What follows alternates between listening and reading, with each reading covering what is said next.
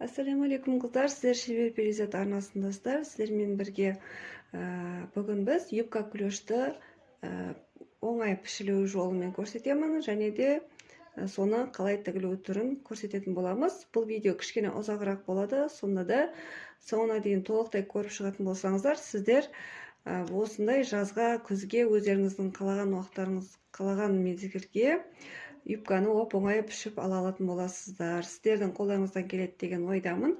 Ендеше бисмиллах кірісейік. Ең алдымен бізге мынау кәдімгі матамыздың ені деп алайық. 1,5 метр болады бізде маталар. И 2 метр мата керек. 2 метр. Осы 2 метр матаны біз бірден дәл осы тұрған бойы ортасынан осылай бүктейміз.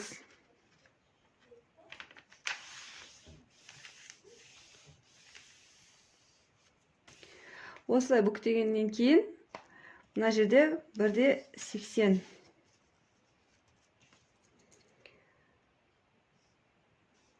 Айталық, мына жер 1,80 делік. Осы жерді осылай белгілеп аламыз, сызып. Мына 1,80. Сіздерге жақсы көрініп тұр ма? Неке 1,80. Мына жерді бұлай бүктеп алдық. Енді мына бұрышынан мына бұрышына дейін осылай екі ұшын қосамыз, диагональдарды қосамыз. Сіздер бұны дәл матада қойып піше берсеңіздер болады. Дәл осылай пішіп аламыз. Енді бізге мынандай өлшемдер керек болады. Мына жерден бастап былай қараймыз. 30 сантиметр деген жерден өлшейміз. Мысалы, бізде осы жер 30 сантиметр деп аламыз.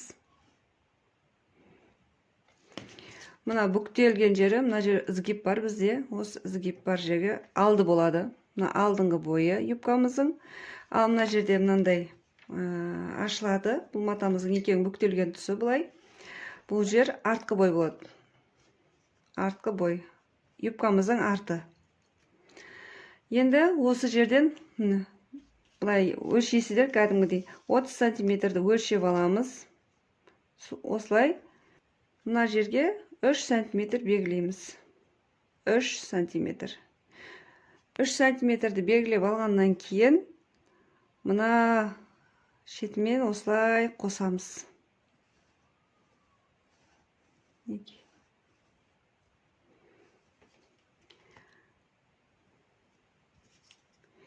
Енді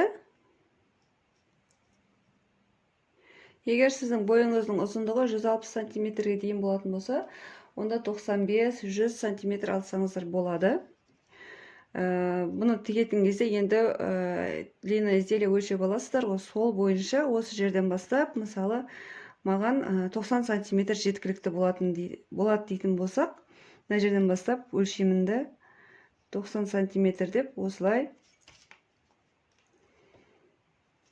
Менде енді қазір қарапайым линейка, ал егерде кәдімгі линейкамен үлкен матада пішетін кезде шамада осындай болып шығады. Ал егерде бойларыңыз 165-тен жоғары болатын болса, онда 100-102 сантиметр. Ал егерде одан да жоғары болатын болса, онда 105 сантиметр етіп алсаңыздар болады юбканың ұзындығын. Ал егерде қысқарақ қалайтын болсаңыздар, 65-70, ол кезде осылай өлшейсіздер де 70 сантиметрді кәдімгідей өлшеп алып тіге бересіздер осылай. Ал енді алдыңғы бойында дәл солай 30 сантиметрді былай келіп өлшеп тауып аламыз. Шамамен осы жерлерде деп алайық. Мысалы, 30 сантиметрді өлшеп аламыз. Сөйтемізді, мына бүктелген жерден 5 сантиметр, өйткені біздің ішіміз болады. Сондықтан бұл жер шамалы көтеріп тұрады. 5 сантиметр белгілейміз. 5 сантиметр деп жазып қояйын. Осы 5 сантиметр белгілеген екен, мына нүктеге қарай осыны қосып, осылай кішкене доғал сызық сызамыз.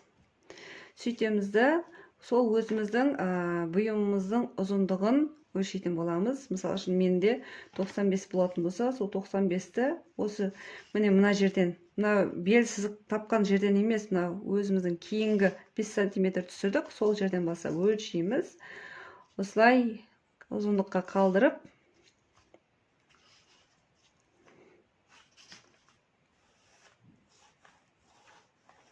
юбкамыздың етегін сызып аламыз.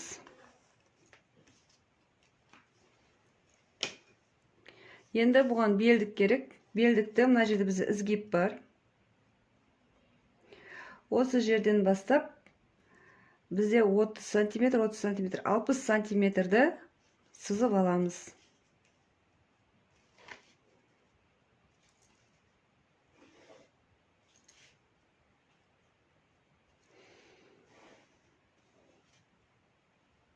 Мына жерге тігіске қалдырамыз 1 сантиметр. 1 сантиметр. Ал ұзындығы 60 сантиметр болады. Енді бұл жерде мына енін айтатын болсақ, ені сіздердің резиналарыңыздың кеңдігіне байланысты болады. Егер де резиналарыңыздың кеңдігі, жалпақтығы осылай жіңішке болатын болса, 2 сантиметр болатын болса, ол кезде қосымша тігіске 1,5 сантиметрден қалдырасыздар. Яғни, мынау 2 сантиметр болса, 2, 4, 1,5 сантиметр болады. Еще тағы да соны қосып, мына жерде бүктемесімен бірге, мына жерден бастап бүктеледі бұл. Сонымен бірге қосып есептеп аласыздар. Мысалы, мына жерден 2, кейін 1,5, яғни вообще 3,5, 7 сантиметр аласыздар да.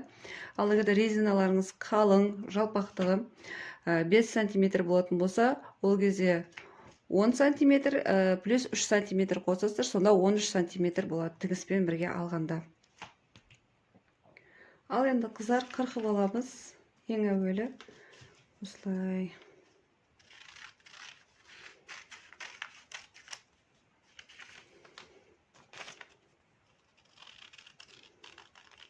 Сіздер бірден матаға қырқсаңыздар болады.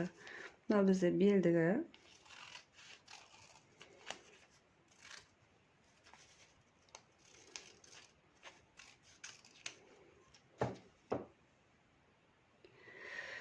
Алдыңғы бой, артқы бой және белдігі. Алдыңғы бой бізде бұлай ашылады, өйткені ортасында ізгип бар. Ал артқы бойды мына жерде тігіс болады. Осы жерде тігеміз, тігіске қалдырып пішеміз. Осы жерде бірінші тігіп алғаннан кейін бұлай ашылып, бұл артқы бойға осылай тігіледі. Кейін екі жағын тігеміз, белін қоса қоямыз. Осымен біздің юбкамыз дайын болады. Пішілуі де, тігілуі де өте оп-оңай. Видео ұнаса каналыма жазылып алыңыздар. Екінші бөлігінде сіздерге осы юбканың тігілуі жолымен көрсететін боламын. Пайдаларыңызға жарасын, каналыма жазылуды ұмытпаңыздар. Және де осы видео пайдалы болады деген барша құрбыларыңызға таратуды ұмытпаңыздар.